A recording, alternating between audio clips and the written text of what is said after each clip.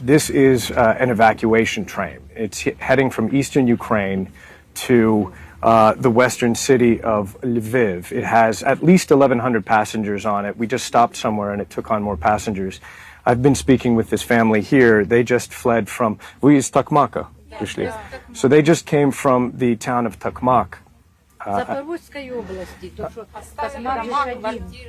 Okay, and they said that they left their homes behind, that it's a Russian-occupied town, and they went through checkpoints, many Russian checkpoints, that the men in their group were searched, their phones were all checked, and it was terribly frightening, and there were moments of shooting where the Russian forces were shooting, and it was a terrifying situation. So you have a whole group of relatives here that are gathered.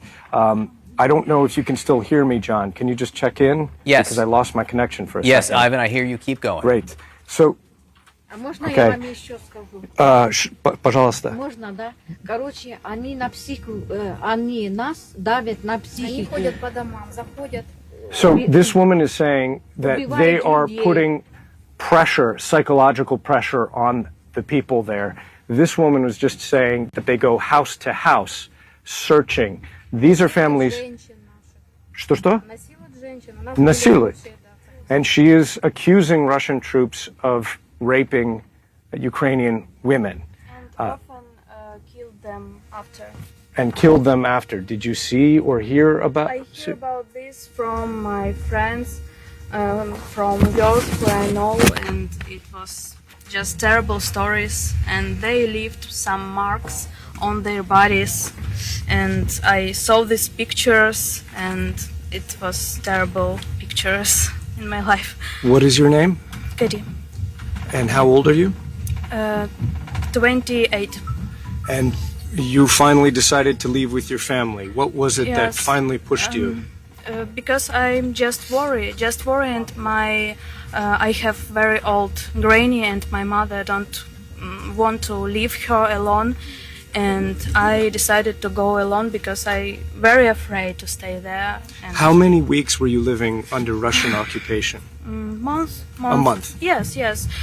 They occupied our city from the 27 February, and from this day we all feel this pressure.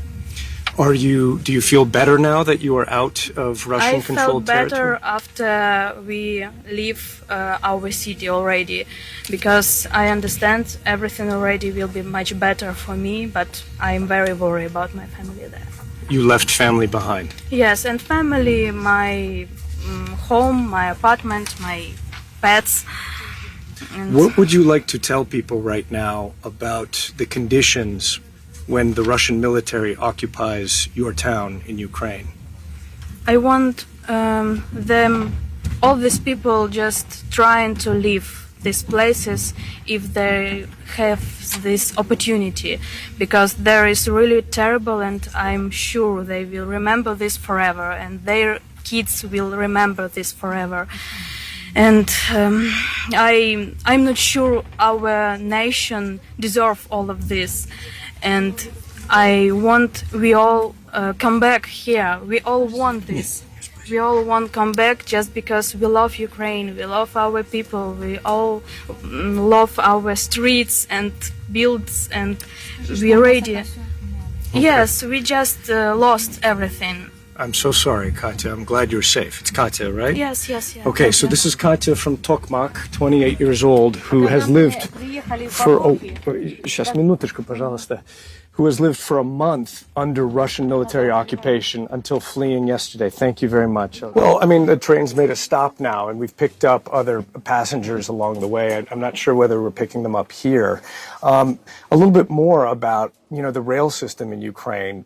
Before the war, 50% of all passengers, of all transport of passengers in this country was on the railroad system. It's one of the biggest in Europe. So it's been essential to evacuating people from these areas. Now, the crew on board this train, they were on the last train to leave the currently besieged southeastern city of Mariupol on the 25th of February. So all of these workers, about 20 of them, they all had homes and cars and lives and pets and family in Mariupol that they left on the 25th. they've never been able to go back. They worked for a month straight on trains, evacuating huge numbers of people. The director of the train estimates about 100,000 plus people in the course of a month working non-stop. And that's just one crew of rail workers. There's another detail I'd like to share. According to the Ukrainian government, there were, when the Russians invaded, about 15,000 Russian railway cars on Ukrainian territory, presumably moving cargo back and forth, perhaps to Ukraine, perhaps to Europe. And they're all stuck on Ukrainian territory. The Ukrainian government is planning to nationalize those train cars, and the government says there were less than 500 Ukrainian cars in Russia when the war started. That kind of indicates the lack of preparation in some and thought about Russian property that would be in the country that it invaded. It's crowded here, but people are being very polite and letting us film here despite their uncomfortable situation. And everybody that's on here, they're coming with one, maybe two bags, and that's all they've got.